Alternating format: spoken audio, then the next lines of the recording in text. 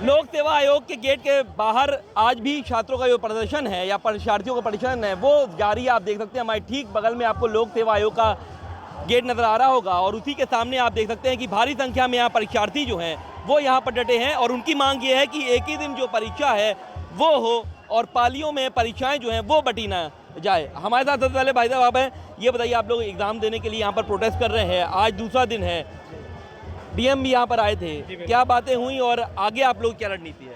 Actually गोल मटोल कर रहे हैं, बात को घुमा रहे हैं, नॉर्मलाइजेशन पे ही बार बार ला के वो टाल रहे हैं चीज़ों को। हम लोग टोटली जो है उसको नो बोल रहे हैं नॉर्मलाइजेशन को। जब तक वो हमारे पक्ष में फैसला नहीं आएगा हम लोग यहाँ पे बने रहेंगे। और लिखित में किसी भी तरीके लिखित में चाहिए, कोई भी फैसला हो, कोई बात हो, लिखित में आए। और सर अभी हम लोग यहाँ पे एक सांस्कृतिक कार्यक्रम हवन पूजन का रख रहे हैं शुद्धि के लिए आयोग की। दूषित हो चुका है, दूषित हो चुका है। हाँ दूषित हो चुका है, तो यहाँ पे अभी हवन कार्यक्रम होगा जिससे ये शुद्ध हो जाए इसका वातावरण। ठीक है, हवन का कार्यक्रम भी रखा गया है कि अधिकारियों को शायद बात समझ में आए आप लोग की। जी आप क्या कहना चाहते हैं? मैं कहना चाहता हूं कि छात्रों से ही ये मतलब राज्य है, राज्य की जो कानून व्यवस्था आगे भविष्य में ये छात्र भविष्य है यहाँ यूपी सरकार का मतलब राज्य का, और इनको जो है मांग बहुत जायज़ है और इनको सरकार को ठोस कदम ले कि पूरा लड़कों का नॉर्मलाइजेशन है क्या, भविष्य बर्बाद, भविष्य खिलवाड़। आप एक गेम खेल रहे हैं लड़कों के साथ, सिर्फ गेम के मतलब आप जज करेंगे कि हम कैसे पास होंगे, ये जुआ है, जुआ नहीं चाहिए। अच्छा, आप लोग ये मानते हैं कि अगर 2 दिन अगर परीक्षा चली गई तो पेपर लीक हो सकता है? बिल्कुल, अभी तक बराबर लीक होते रहे हैं, आगे भी लीक होने की पूरी संभावनाएं हैं। और नॉर्मलाइजेशन जो प्रक्रिया है इसकी पूरी तरीके से अवैज्ञानिक है, पूरा कोई इसका स्पष्ट नहीं। आज तक का आयोग का एक इतिहास है कि आज तक 10 से 15 क्वेश्चन हमेशा गलत दिया है इन्होंने, और उसका स्पष्टीकरण जब हर पेपर में अलग-अलग 10 क्वेश्चन 15 क्वेश्चन गलत देंगे तो कैसे मानकीकरण तय होगा कि ये शिफ्ट ज़्यादा सही था, ये शिफ्ट कम सही था, कैसे जो तय करेंगे लड़कों का भविष्य, मतलब ये इस आधार पर डिसाइड करेंगे किस शिफ्ट पे ज़्यादा लड़के आए थे, किस शिफ्ट पे कम लड़के आए थे। ये बिल्कुल तरीके से अन्यायपूर्ण है। लड़कों का मांग तब तक जारी रहेगी जब तक हमारे पक्ष में निर्णय नहीं आएगा, तब तक न झुकेंगे, न झुके थे न झुकेंगे। ठीक है, बिल्कुल नहीं झुकेंगे। जी आप बताइए कि आप क्या मानते हैं कि क्या अगर 2 पालियों में पेपर होगा तो क्या लीक हो जाएगा और नॉर्मलाइजेशन में आप लोग? जी नहीं, बिल्कुल 2 पालियों में कतई जो है पेपर अच्छा शुचितापूर्ण नहीं कराया जा सकता, क्योंकि हम कतई नहीं तय कर सकते हैं कि कैसा मानक होगा, प्रश्नों का मानक कैसा तय करेंगे, और जो है जो क्वेश्चन आएंगे कौन सा इजी शिफ्ट होगा, कौन सा हार्ड शिफ्ट होगा, कितने विद्यार्थी जो है जो योग्य हैं अयोग्य है, कौन से कितने शिफ्ट में बैठ रहे हैं, और जब उसका नॉर्मलाइज किया जाएगा तो लड़के ऊपर नीचे होंगे।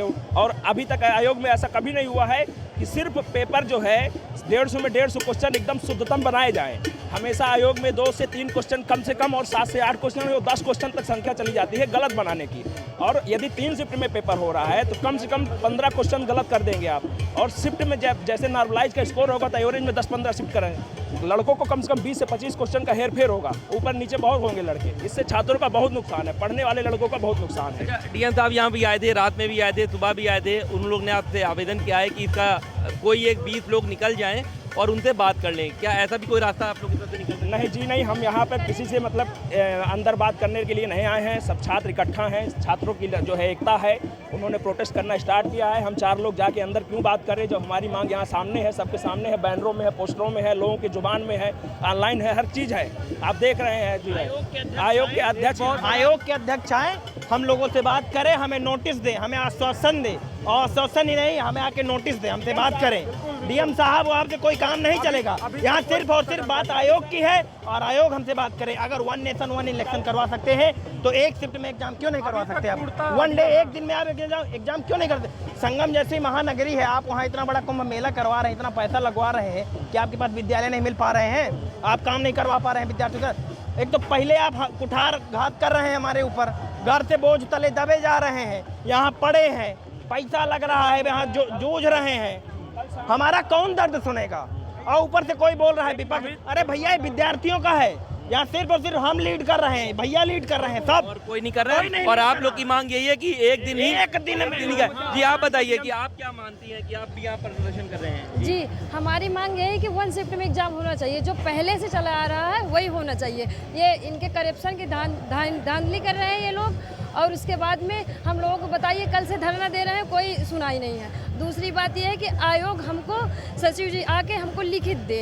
आज कल का ज़माना ऑनलाइन प्लेटफॉर्म है, आराम से सारे जगह फैल जाएगा। दूसरी बात है कि डीएम और कोई प्रशासन आएंगे उनकी नहीं मानेंगे, हमें लिखित चाहिए। जब तक हम अपना न्याय नहीं ले लेंगे निर्णय नहीं, तब तक नहीं जाएंगे। आप लोग का यही मानना है कि इससे पहले भी आरओ और एआरओ की परीक्षाएं के पेपर लीक हुए थे जब 2 पालियों में पेपर हुआ था? नहीं, हमेशा एक ही पालियों में पेपर हुआ था। 2 पालियों में इसलिए होता था, पहले हिंदी का पेपर अलग से होता था, जीएस का पेपर अलग, हिंदी का पेपर अलग। तो अब उसको आयोग ने एक साथ कर दिया, जीएस के साथ हिंदी को भी एक ही साथ कर दिया है। आप चाहते हैं कि एक ही दिन पेपर, एक ही दिन में एक ही शिफ्ट में पेपर होना चाहिए। जैसे आयोग ने आरओ एआरओ के लिए 3 शिफ्ट में पेपर निर्धारित किया है, एक दिन में 2 शिफ्ट, उसके अगले दिन 1 शिफ्ट। पीसीएस में भी 2 दिन निर्धारित किया है। तो इसको हम बिल्कुल भी नहीं मानेंगे। हमारी एक ही मांग है, 1 डे 1 शिफ्ट, इससे अलावा कुछ भी नहीं। और आयोग हमें नोटिस दे, हम अंदर बैठ के बात करके क्या करेंगे। आप आयोग में पहले से भी ट्रांसपेरेंसी की कमी है। लगातार 2 साल में इन्होंने कोई एग्जाम सही ढंग से नहीं करवाया है। ऊपर से लड़कों को विश्वास नहीं है कि आयोग कर क्या रहा है। पीटी के एग्जामिनेशन के जो कट ऑफ के मार्क्स हैं ऑलरेडी उसे निकालते नहीं है। नॉर्मलाइजेशन के बाद तो और पता नहीं चलेगा बच्चों को किसके कितने मार्क्स आए और कौन कैसे एंट्री किया। जब पूरी प्रक्रिया समाप्त हो जाती है, वो लगभग 2 साल बाद ये पीटी के नंबर निकालते हैं, तब तक बच्चों को पता ही नहीं चलता कि मेरे मार्क्स कितने आए थे, कितने बाकी हैं। ये एक बहुत बड़ी प्रक्रिया पहले से। बिल्कुल, तो आप देख सकते हैं कि यहाँ पर एक बार फिर से जो है यहाँ पर लोग जो है ताली बजा रहे हैं और आप देख सकते हैं कि यहाँ पर छात्रों का जो हुजूम है वो धीरे धीरे जो है वो बढ़ रहा है। और आप पीछे देख सकते हैं कि यहाँ पर भारत के जो झंडे हैं वो भी लगाए गए हैं। हालांकि अखिलेश यादव ने भी ट्वीट किया है और कहा है नॉर्मलाइजेशन जो है वो गलत है। केशव प्रसाद मौर्य ने भी ट्वीट किया है और आप देख सकते हैं कि यहाँ पर तमाम जो छात्र हैं वो यहाँ पर बैठे हुए हैं और एक ही सुर में एक डिमांड कर रहे हैं कि 1 डे और 1 शिफ्ट पेपर जो है वो होना चाहिए। तो ऐसे में हम ये कह सकते हैं कि लगातार 2 दिनों से लगातार जो छात्रों का जो प्रदर्शन है वो जारी है और इनकी बस एक डिमांड है कि एक ही दिन जो परीक्षा है वो पूरी हो। वीडियो जर्नलिस्ट अंकित उपाध्याय के साथ सैयद आकिब रज़ा, पंजाब केसरी टीवी, प्रयागराज। हमसे जुड़े रहने के लिए हमारे YouTube चैनल को सब्सक्राइब करें और नई वीडियो की नोटिफिकेशन के लिए बेल आइकॉन को दबाएं। अगर आप ये वीडियो Facebook पर देख रहे हैं तो लाइक जरूर करें और ज्यादा से ज्यादा शेयर करें। धन्यवाद।